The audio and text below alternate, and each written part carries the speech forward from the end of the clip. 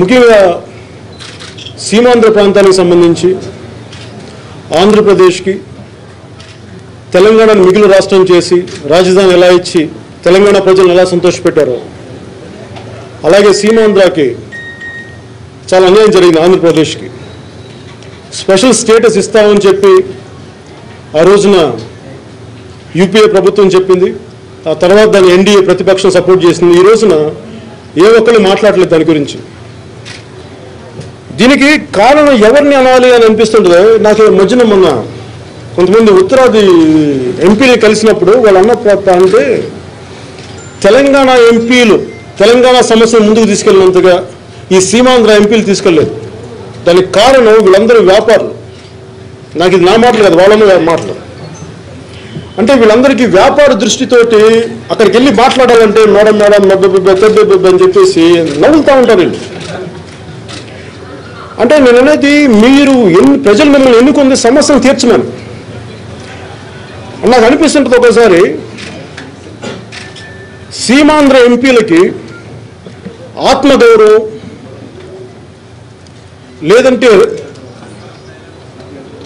దాని ఆత్మగౌరవం అనే పదానికి అర్థం తెలుసా? వాళ్ళకి ఎలా ఉంటుందంటే ఈ మధ్యన నన్ను ఈ గొడవలప్పుడు మన దీని గురించి స్పెషల్ స్టేటస్ గురించి గొడవప్పుడు కొంతమంది విద్యార్థులు వచ్చి నన్ను కలిశారు. వాళ్ళు నాకేం చెప్పారంటే వాళ్ళు చిన్న రైటింగ్ ఏదో పట్టుకొచ్చి స్లోగన్స్ ఇది నాకు అనిపిస్తూ ఉంటే నేను చూశాను. ఏంటని చూసి దూరం నుంచి చూస్తే తిడితే కేసీఆర్లా తిట్టాలి అంటే అది కూడా ఎందుకు వచ్చిందంటే తింటే గారెలు తినాలి, వింటే భారతం వినాలిలాగా తిడితే కేసీఆర్లా తిట్టాలి, పడితే పౌరుషం లేని సీమాంధ్ర ఎంపీలా పడాలని అన్నారు.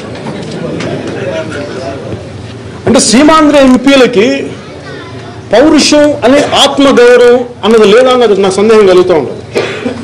ఉత్తరాది ఎంపీల చేత కొట్టించుకొని పార్లమెంట్ నుంచి బయటకు వచ్చారు. ఆ రోజున అందరూ ఆవేశాలతో ఊగిపోయారు. మేము అవి చేసేస్తాం, న్యాయాలు చేస్తామని చెప్పి ప్రతి ఒక్కరు నాకు తెలిసి నేను వాళ్ళ కోసం నేను తిరిగాను, వాళ్ళందరి కోసం ప్రచారం చేశాను. ఉదాహరణకి కేసినేని నాన్నగారు ఉంటారు, ఆయన విజయవాడ ఎంపీ ప్రస్తుతానికి. ఆయన పీఆర్పీ టైంలో తెలుసు. అప్పుడప్పుడు నేను ఆయన ప్రత్యక్షంగా ఎప్పుడు కావాలని టీవీలో చూస్తుంటాను. పీఆర్పీ టైంలో చూశాను, ఆయన ఊగిపోయేవాడు. నాకు అన్ని ఇదేంటి ఇది అదేంటని. సో అప్పుడు కూడా చూశాను. తర్వాత ఈ మధ్యన ఎలక్షన్స్ అప్పుడు విజయవాడ సీట్ నేను ఎవరికి రికమెండ్ చేస్తాను అది అంటే నేను నిజంగా నాకు అలా ప్రత్యేకించి నేను పుష్ చేయలేదు. నేను ఎవరిని కుదిరితే ఇవ్వను కానీ లేదు మా అంటే నేను వదిలేసాను. దాంతో అంతమించి కూడా నేను ప్రయత్నం చేయలే. దానికి కారణం ఏంటంటే ఒకరు కష్టపడిన దాన్ని ఎందుకు మనం పుష్ చేయడం అని చెప్పి. ఆ రోజు ఆయనంత బలంతో ఊగిపోయారు. సీట్ కావాలి, ఎంపీ కావాలి. మీరు ఎంపీ అయ్యారు, మీరేం చేస్తున్నారు ఇప్పుడు? పార్లమెంట్కి వెళ్ళి మీరు పార్లమెంటు గోడలు చూస్తూ సంభ్రమాశ్చర్యాలతో ఉన్నారా, లేదంటే ఏదైనా పని చేస్తున్నారా? స్పెషల్ స్టేటస్ గురించి అడిగారా? భారతీయ జనతా పార్టీకి 2 ఎంపీలు ఉన్నారు, గంగరాజు గారు, హరిబాబు గారు, వైజాగ్ అండ్ నర్సాపూర్ ఎంపీ. మీరేం మాట్లాడరు. ఏదంటే మేము చేస్తాం, మాకు భారతీయ జనతా పార్టీ ప్రభుత్వం మీద నమ్మకం ఉందండి. కరెక్టే, నాకు నమ్మకం ఉంది. ఇది అలాగే తోట నరసింహం కాకినాడ గారి నుంచి, కాకినాడ పార్లమెంటు నియోజకవర్గం నుంచి, అనకాపల్లి నియోజకవర్గం నుంచి అవంతి శ్రీనివాస్ గారు, రాయపాటి సాంబశివరావు గారు కాంగ్రెస్ నుంచి ఆయన తెలుగుదేశంలోకి వచ్చారు. ఇన్ని పార్టీలు మారినా నేను ఎందుకు సపోర్ట్ చేశానంటే ముందు ఒక స్టెబిలిటీ అనేది కావాలి సీమాంధ్రకి. అందుకని నేను నా వ్యక్తిగతమైన ఆలోచన విధానాలు, ఐడియాలజీలు అన్నీ పక్కన పెట్టి ముందు అక్కడ ఒక సెటిల్డ్ వాతావరణం కావాలని చెప్పి అందరూ సపోర్ట్ చేస్తే ఈ రోజున ఎవరు మాట్లాడలా. అందరూ ఎలా ఉన్నారంటే మళ్ళీ ఇదివరకు కాంగ్రెస్ నాయకుల్లాగా అందరూ అదే మాకు ఇదివరకు వాళ్ళు మాకు హైకమాండ్ మీద నమ్మకం ఉంది, న్యాయం జరుగుతుందని చెప్పి ఇలాగ తెలంగాణ చేసి 640 పిల్లలను వాళ్ళు చంపేశారు. ఇప్పుడు వీళ్ళు ఎంతమందిని చంపుతారో నాకు తెలియదు, నాకు భయం ఉంది. సీమాంధ్ర ఎంపీలకి దయచేసి మీరు తెలంగాణ కోసం పోట్లాడిన ఎంపీలను చూసి మీరు వాళ్ళ పోరాట స్ఫూర్తిని తీసుకొని మీరు స్పెషల్ స్టేటస్ కోసం మాట్లాడండి. అంతేగాని నిజంగా మీకు ఒక్కసారికి ఒక 10 సంవత్సరాలు సుజనా చౌదరి గారికి కానీ మిగతా ఎంపీలందరికీ నేను అనేది మీ వ్యాపారాలు, మీ పదవులు, అశోక్ గజపతి రాజు గారికి కానీ ఎవరు కిక్కులు మండు. అందరు గోడలను అక్కడ వెళ్ళి మరి ఆ పార్లమెంట్కి వెళ్ళగానే వీళ్ళందరికీ ఏమవుద్ది, మీకు అంత భయాలు అయితే దయచేసి మీరు పదవులకు రాజీనామాలు చేసేయండి. నిజంగా మీరు ప్రజల ఆకాంక్ష మీరు ముందుకు తీసుకెళ్ళినప్పుడు మీ వ్యాపారాల కోసమే మీరు ఎంపీలుగా ఉన్నప్పుడు దయచేసి అక్కడి నుంచి వచ్చేసేయండి. అది ప్రజలు నిర్ణయిస్తారు ఎవరు కావాలనేది, వాళ్ళ నుంచి వస్తారు కొంతమంది ఎంపీలు వెళ్ళడానికి. మీరు మాట్లాడితే భయపడిపోయి ప్రధానమంత్రి గారు ఏమనుకుంటారు, లేదంటే యూపీఏ ఏమనుకుంటుంది, ఎన్డీఏ ఏమనుకుంటుంది అని చెప్పి మీరు ఇలా తీసుకుంటూ వెళ్ళిపోతే కొన్ని వందల మంది ప్రాణాలకి కొన్ని ఒక దశాబ్దం 2 దశాబ్దాల కాలం నష్టానికి మీరు బాధ్యత వహించాల్సి వస్తుంది. మీరు ఇదివరకు లాగా కానీ మీరు ఇలా చేసుకుంటూ వెళ్ళిపోతే, మీరు చేయలేకపోతే మీ చేతులు ఎత్తేయండి, మా వల్ల కావట్లేదు, మేము ఎంపీలుగా మేము తిరగలేకపోతున్నాం, మేము చేయలేకపోతున్నాం అంటే దానిని ఎలా నిర్ణయించాలి, ఎలా ముందుకు తీసుకెళ్ళాలి అనేది ప్రజలు నిర్ణయిస్తారు. అంతేగాని మీరు ప్రామిస్ చేసి వచ్చారు మేము సాధిస్తాం, మేము సీమాంధ్రకు అన్యాయం జరగలేము అని చెప్పి అందరూ చేశారు, కానీ ఈరోజు మళ్ళీ అలా చేయట్లా. అలాగే కావూరి సాంబశివరావు గారు కాంగ్రెస్లో ఉన్నప్పుడు ఏం చేశారు, దగ్గుపాటి పురంధేశ్వరి గారు కాంగ్రెస్లో ఉన్నప్పుడు ఏం చేశారు, ఈరోజు బీజేపీకి వచ్చి కూడా మళ్ళీ మీరు ఏం మాట్లాడలా. దయచేసి మాట్లాడండి. ఎందుకంటే నేను ప్రత్యక్ష నేను పోటీ రాజకీయాలు నేను చేయలేదు. ఎందుకంటే నేను ప్రొఫెషనల్ రాజకీయాల్లోకి రావట్లేదు. నేను వచ్చిన రోజు నేను మాట్లాడతాను, వచ్చిన రోజు నేను ఏం చేయాలని నేను నిర్ణయించుకుంటాను. నేను దయచేసి అప్పుడు దాకా దయచేసి కాలాన్ని వేస్ట్ చేయకండి. నా పరిమితులు నాకు ఉన్నాయి, నేను అన్నిసార్లు నేను సాధించగలను, నేను ఒక్కనే సాధించగలను నేను చెప్పట్లేదు.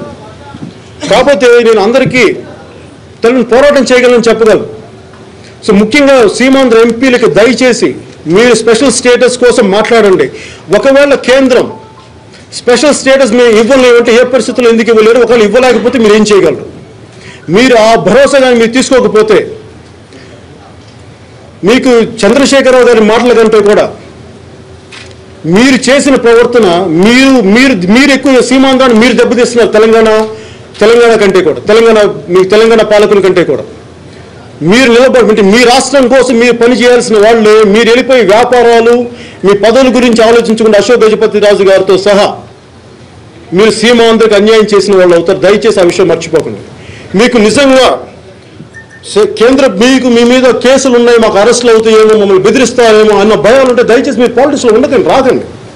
మిమ్మల్ని ఎవరు బలవంత పెట్టట్లా. దయచేసి మీరు న్యాయం చేయలేని పక్షంలో దయచేసి రాజకీయాల్లోకి రాకండి. మీరు కుదరినప్పుడు మీరు దయచేసి వెళ్ళిపోండి, లేదంటే మా వల్ల కాదని చెప్పి ప్రజలకు చెప్పండి. ప్రజలు నిర్ణయిస్తారు దీన్ని ఇక్కడి నుంచి ఎలా ముందుకు తీసుకెళ్లాలనేది. అంతేగాని దయచేసి మీరు ఇక్కడితో దీన్ని ఆపకపోయి మీరు ఏమాత్రం న్యాయం చేయకపోతే ప్రజలకు అన్యాయం చేసిన వాళ్ళతో. So Telugu thank you sir. అంటే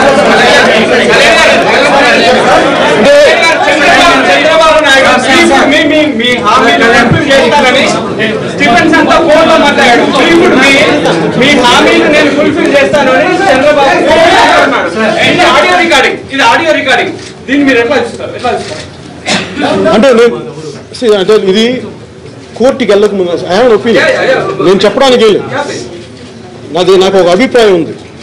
నేను ఇందాక అంటుంది ఏంటంటే తప్పు ఒప్పు అంటానికి ఫస్ట్ నీతి నిజాయితీలకి రాజకీయాలు పుట్టినలు కాదని మీకు తెలుసు, నాకు తెలుసు. కాకపోతే ఏ స్థాయిలో అన్నదే మేము దీన్ని బట్టి ఇప్పుడు అలాగనుకున్నప్పుడు వాళ్ళు ఇప్పుడు ఇదే మాట నా అభిప్రాయం చెప్పినప్పుడు వాళ్ళు ఏమంటారంటే మరి అలాంటప్పుడు తెలుగుదేశం పార్టీ మీద గెలిచిన ఎమ్మెల్యేలని ఎంపీలని చంద్రశేఖర్ గారు తీసుకెళ్తాం, ఇది దీనికి రాజు ఏడు చేపల కథలాగా తిరుగుతూనే ఉంటుంది. ఎవరి ముందు గుడ్డు ముందా దీని ముందు అన్నట్టు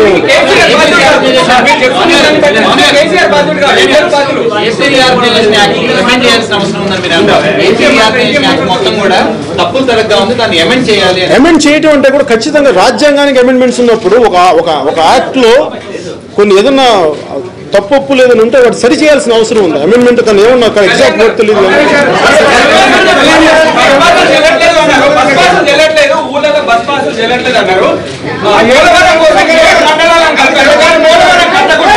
పట్టిసీమ ప్రాజెక్టు కడుతున్నారు, పోలవరం 7 మండలాలు మాత్రం తీసుకుని ఆ 7 మండలానికి ఎట్లాంటి సౌకర్యాలు ఆంధ్ర ప్రభుత్వం ఇవ్వట్లేదు. అటువంటిప్పుడు పోలవరం కడుతున్నారు.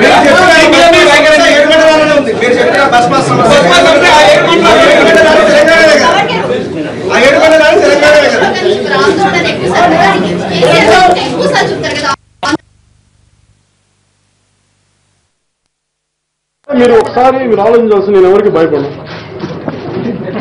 బాధ్యత మా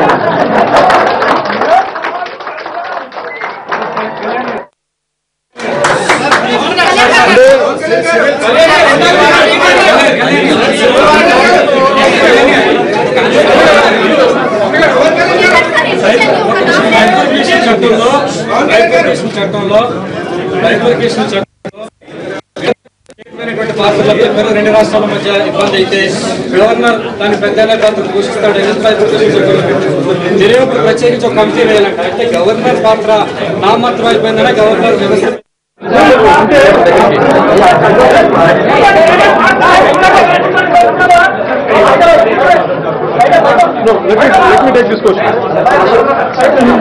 అంటే గవర్నర్ పాత్ర చాలా పరిమితులతో ఉన్నది. అది ఆయన స్వతహాగా నిర్ణయించిన గవర్నర్ గారి పాత్ర స్వతహాగా నిర్ణయించుకునేది కాదు. అది కేంద్ర ప్రభుత్వం కింద లోపడి ఉంటుంది. రాష్ట్ర ప్రధానమంత్రి కేంద్ర ప్రభుత్వం కింద లోపడి ఉంటుంది. ఆయన ఎలా మాట్లాడలేదు వాళ్ళు నిర్ణయించుకుంటే తప్ప ఈయన ఏం చేయలేదు.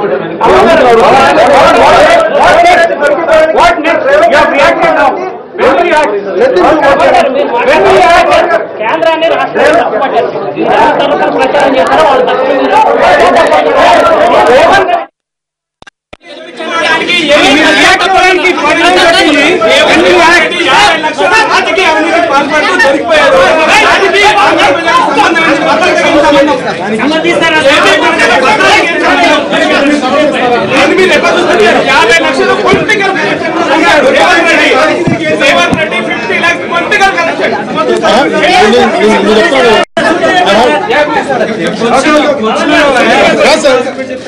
నేను అనేది నా దగ్గర ఒక అభిప్రాయం ఉంది. ఒక అభిప్రాయం కాకపోతే ఇప్పుడు చెప్పాలంటే కోర్టులు తప్పడతాను. నేను చెప్పడం నాకు ఏమాత్రం